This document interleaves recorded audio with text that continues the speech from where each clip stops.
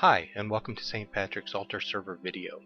In making this video, we hope to give you, the altar servers, a tool to learn and review the responsibilities of serving during Mass. Remember, while you are serving, that you are helping God. Please be respectful.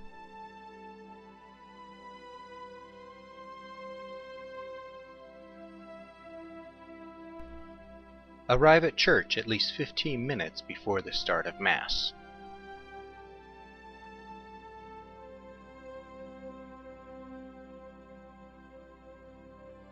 Using the door in the back of the chapel, go into the sacristy, pray the altar server's prayer that is posted, and sign in on the attendance sheet on the bulletin board.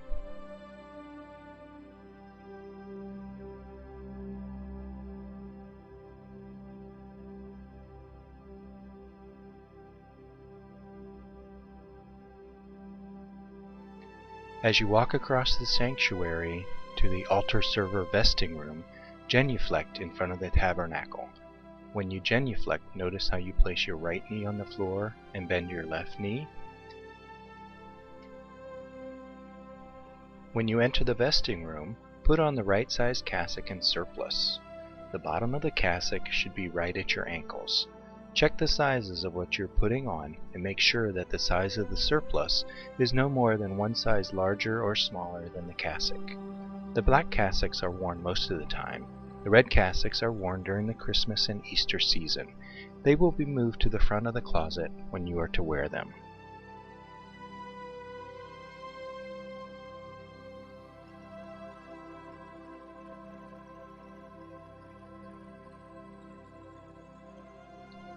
The first server dressed is responsible for lighting the 6 candles on the altar.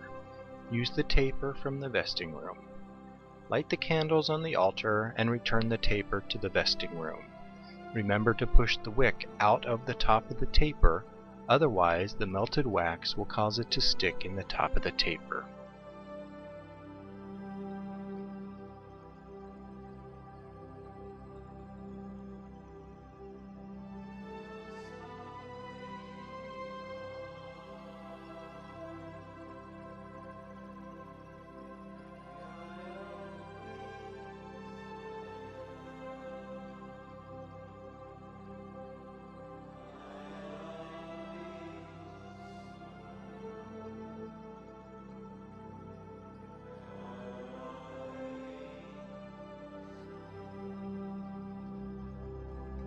Return to the sacristy after getting dressed and lighting the candles.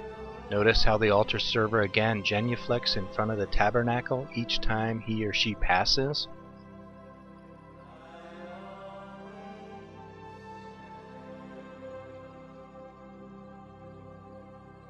The sacristan will have put the ciborium with the hosts and the cruet with the wine on the counter next to the sink. 1 or 2 of you carry them to the back of the church, leaving and returning to the sacristy by the back door by the chapel.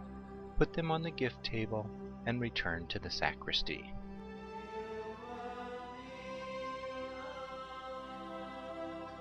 The cross-bearer will get a pair of white gloves out of the top little drawer to be used only while carrying the cross. Father will say a prayer with the altar servers and the other liturgical ministers in the sacristy. Then you will go with Father to the back of the church. The sacristan will light the candles, and the candle bearer will bring the candles to the back of the church. If there is only one candle bearer, the sacristan will put the other lit candle on the floor in the sanctuary for your use during the reading of the Gospel. The cross bearer will put on the cotton gloves and get the cross on the way to the back of the church.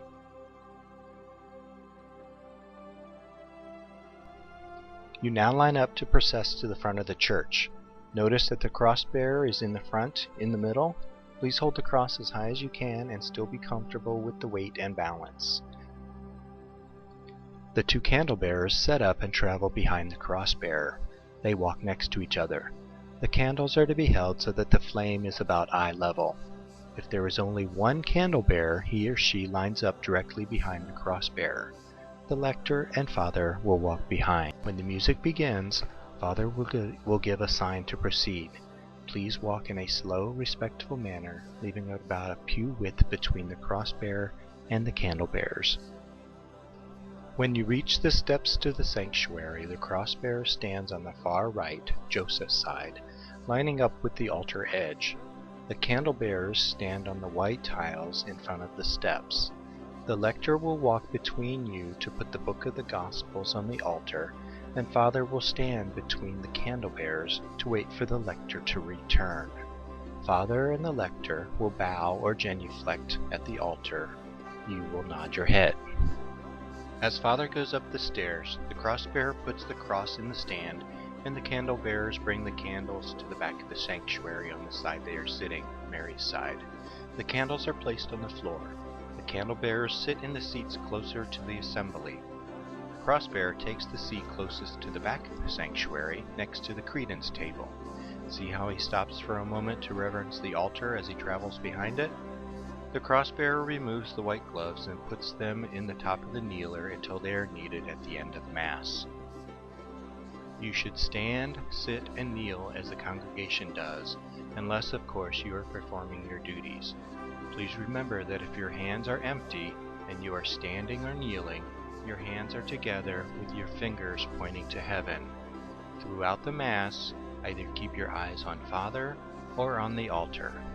The cross-bearer goes to the altar and brings the Roman Missal to Father during the Gloria. Listen for the part that starts, "For you alone are the Most High, Jesus Christ." Then bring the Roman Missal from the bookstand on the altar to Father, carrying it by holding your hands under the book with the front of the book facing away from you.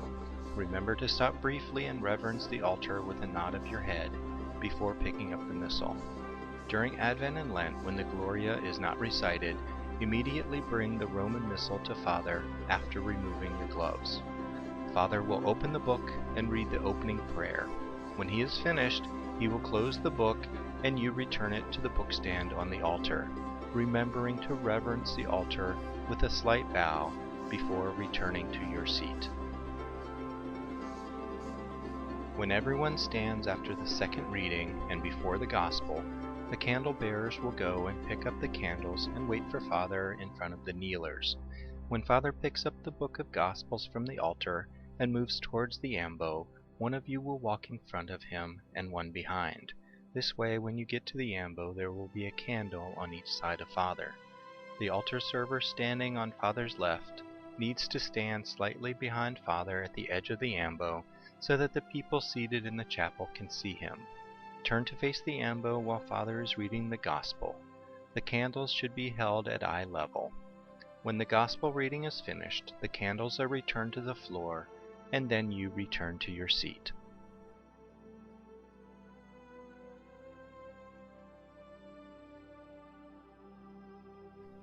The altar is set up after the prayer of the faithful. When the assembly sits down for the offertory, the cross-bearer will bring Father's chalice to the altar first, and then the candle-bearer seated in the middle will bring the ciboria. The cross-bearer and the candle-bearer will continue to bring all the remaining sacred vessels to the altar. When finished, they will remain standing until it is time to go with Father to accept the gifts. The candle-bearer who sits closest to the assembly will pick up one candle and bring it to the back of the church by way of the center aisle to escort the gift bearers to the altar. When Father is finished setting the table, the altar servers that are in the sanctuary will walk to the front of the altar and wait for Father to join you. You will be facing the altar. Father will walk between you and the altar, so leave him some space. Father and you will reverence the altar with a profound bow, a bow from the waist, and you will all turn and walk down the steps to accept the gifts. When Father and the altar servers turn to face the assembly, it is time for the server who has gone to the back of the church to escort the gift bearers to the altar. Please remember that you are setting the pace for the gift bearers. Walk at a respectful, reverent pace. When you get to the sanctuary, put the candle back. Get the water cruet from the credence table and go to the side of the altar and wait there for Father. When the gifts are presented to Father, he will give the ciborium to one server and the wine cruet to the other. As Father goes to the right side of the altar, bring the gifts to the left side of the altar. Father will take the ciborium first. When he does, that server will go to the credence table and get ready to bring the basin and water to Father. The altar server who is waiting with the cruet of water will now remove the stopper, and Father will add a little water to the wine. If you are holding the wine cruet, remove the stopper so that Father can add the water. When Father returns the cruets to each of you, put them back on the credence table. The first server back to the credence table will help the server waiting to bring the basin, pitcher, and towel to wash Father's hands. One server will hold the basin with the towel hung over your wrist. The other server will carry the pitcher. The third server will sit down. Bring the basin, pitcher, and towel all the way to the front of the left side of the altar so that the assembly can see the washing of Father's hands. Pour the water over Father's fingers into the basin. Give Father the towel. When Father dries his hands and returns the towel to you, put the items on the credence table and return to your seat. Stand with the assembly. Kneel after the Holy, Holy, Holy. The cross-bearer rings the bells during the Eucharistic prayer.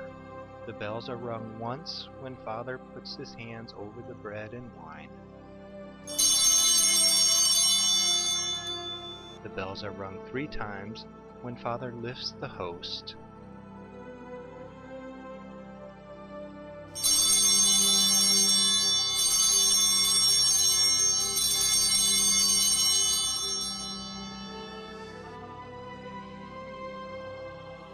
The bells are rung 3 times again when Father lifts the chalice.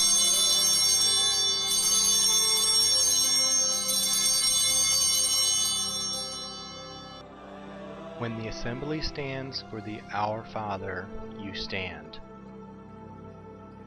After the sign of peace, get your paten and line up on the left side of the altar.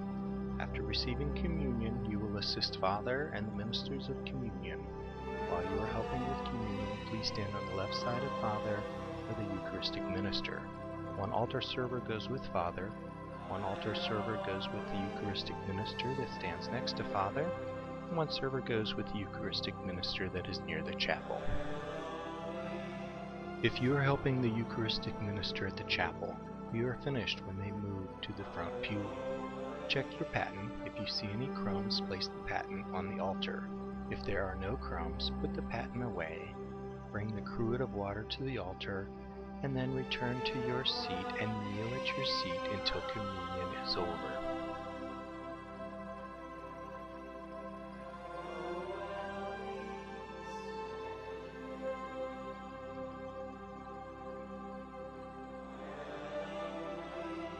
When communion has been completed, the altar servers who were helping in the middle aisle will check their patens for crumbs. If you see crumbs, put your paten on the altar. If you do not see crumbs, put your paten away. After Father has combined all the remaining consecrated hosts and the sacristan has returned the ciborium to the tabernacle, all of the servers will come to the left side of the altar and take the sacred vessels after Father has purified them and return them to the credence table. Do not sit down until all the vessels are off the altar. Father will then place the Roman Missal on the altar. When everything is returned to the credence table, return to your seat.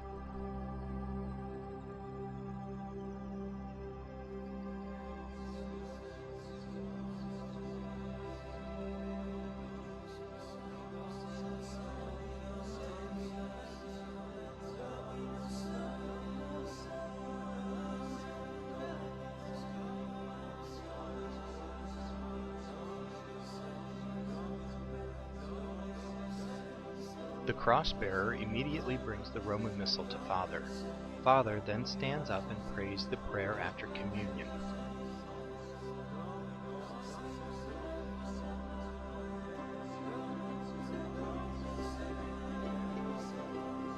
When Father closes the Missal, return it to the bookstand on the altar and return to your seat.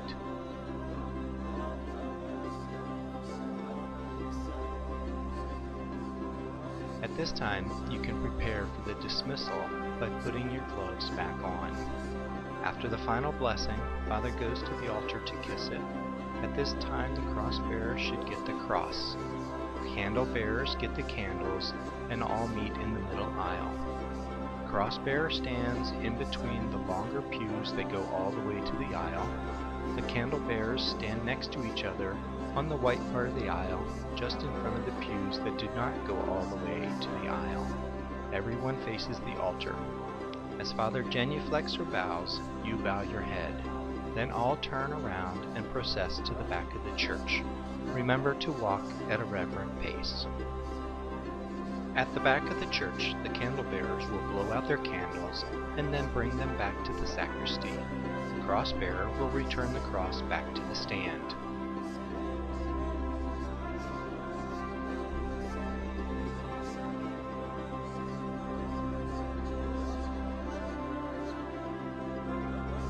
One of you will get the taper and extinguish the candles.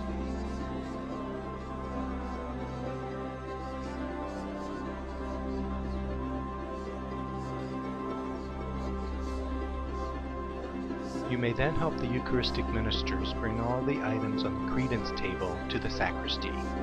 Then, return to the vesting room and put away your cassock and surplice. It is your responsibility to hang up the items and return them neatly to the closet. If you see any vestments on the floor, please help out and hang them up too. If you have any questions, please ask them. The people of St. Patrick's Church thank you for your time and talent.